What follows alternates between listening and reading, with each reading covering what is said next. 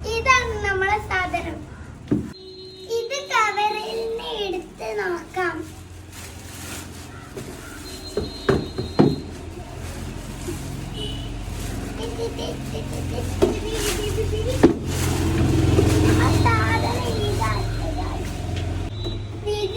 നമ്മളെ കുട്ടികളൊക്കെ എടുത്തത്